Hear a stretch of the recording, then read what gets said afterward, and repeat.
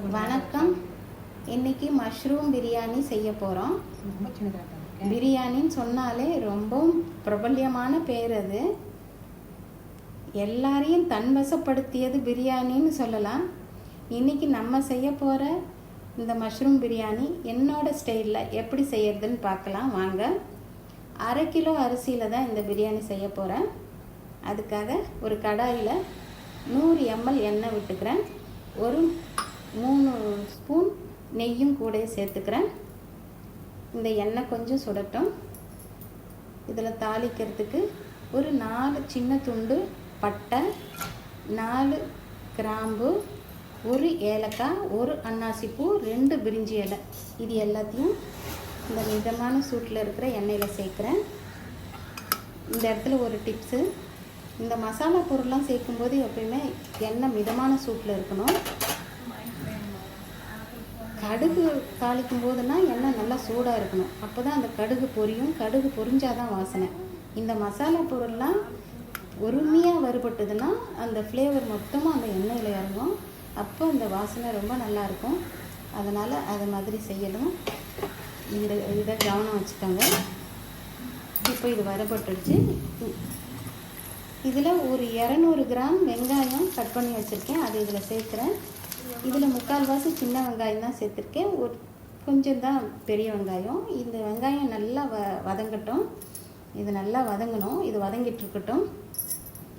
இப்போது ஒரு ஜாரில் ஒரு கைப்பிடி புதினா, ஒரு கைப்பிடி மல்லித்தழை, ஒரு 5-6 சின்ன வெங்காயம், ஒரு கைப்பிடி உரிச்ச பூண்டு, இந்த பூண்டினுடைய சம அளவு இஞ்சி, ஒரு 2 பச்சை மிளகாய், இது எல்லாத்தையும் சேர்த்து நம்ம நல்லா பேஸ்ட்டாக அரைச்சிக்கணும். இப்போ இதை அரைச்சிட்டு வந்தாச்சு. இப்போ இந்த வெங்காயம் நல்லா வதங்கியிருக்கு. இப்போ இந்த நேரத்தில் இந்த பேஸ்ட்டை இதில் சேர்த்துக்கலாம். இதுவும் சேர்ந்து நல்லா வதங்கணும். இப்போ இது நல்லா வதங்கிட்டு இருக்கட்டும். ஒரு தக்காளி, பெரிய தக்காளி கட் பண்ணி வச்சுருக்கோம். அதை இந்த நேரத்தில் இதில் சேர்த்துறோம். கூட இந்த தக்காளியும் சேர்ந்து நல்லா வதங்கணும். இதுக்கு முன்னாடி வெங்காயம் ஒரு 6 நிமிஷத்துக்கு வதங்குச்சு. அதுக்கப்புறம் இந்த பேஸ்ட்டை போட்டும் இது ஒரு 5-6 நிமிஷம் வதங்குச்சு. இப்போ இந்த தக்காளியும் சேர்த்து இதுவும் நல்லா வதங்கணும். நல்லா வெந்து நல்லா ஸ்மேஷ் ஆகணும். இது அந்த அளவுக்கு வதங்கணும். இப்போ இது நல்லா வதங்கிருச்சு. இப்போ பாருங்கள் நல்லா வதங்கிருச்சு. நீங்கள் பார்த்தீங்கன்னா தெரியும், எண்ணெயெல்லாம் கொஞ்சம் பிரிஞ்சு வருது. இந்த நேரத்தில் நம்ம மசாலா பொருள்லாம் சேர்த்துடலாம். 1/4 டீஸ்பூன் மஞ்சத்தூள், 1/2 டீஸ்பூன் மிளகாய் பொடி, 1 டீஸ்பூன் தனியாத்தூள், 1/2 டீஸ்பூன் கரம் மசாலா தூள், இது எல்லாத்தையும் சேர்த்து ஒன்றா நல்லா கலந்துக்கலாம். இது கொஞ்சம் நேரம் இருக்கட்டும். இப்போ இது நல்லா கலந்துருச்சு. இப்போ க்ளீன் பண்ணி கட் பண்ணி வச்சுருக்கிற மஷ்ரூமை இதில் சேர்த்துடலாம். 2 பாக்ஸ் மஷ்ரூம் தான் எடுத்திருக்கேன் இதுக்கு. இது இப்போ பார்க்குறதுக்கு ரொம்ப அதிகமாக தெரியும். இது அப்படியே குறைஞ்சிடும் வதங்கும்போது. இதை நல்லா கலந்து விட்டுக்கணும்.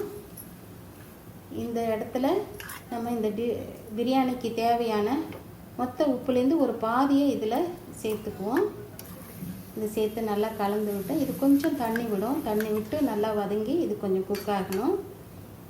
இப்போ பாருங்கள் அளவு குறைஞ்செடுத்து இப்போ இது ரெடி ஆகிடுது. இதை நான் ஒரு குக்கரில் மாற்றிக்கிறேன்.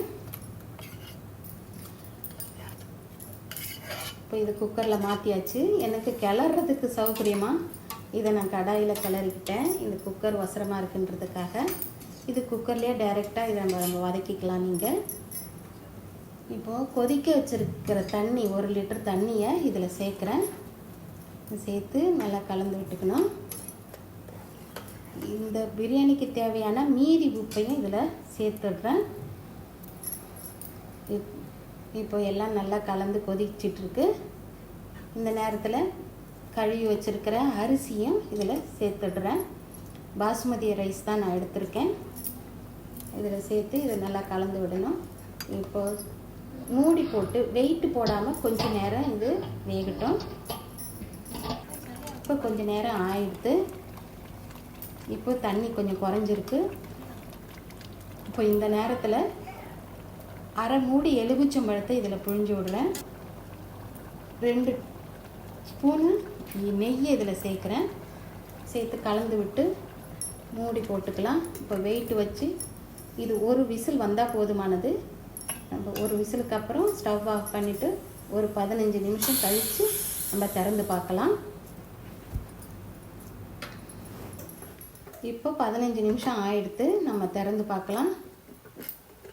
கரெக்டாக வந்திருக்கு, சரியாக வந்திருக்கு. இப்போ நான் இதை ஒரு பிளேட்டில் எடுத்துக்கிறேன். சூப்பராக வந்திருக்கு.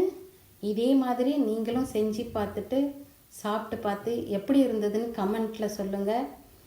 இந்த வீடியோ உங்களுக்கு பிடிச்சிருந்தா லைக் பண்ணுங்கள், ஷேர் பண்ணுங்கள், சப்ஸ்கிரைப் பண்ணுங்கள்.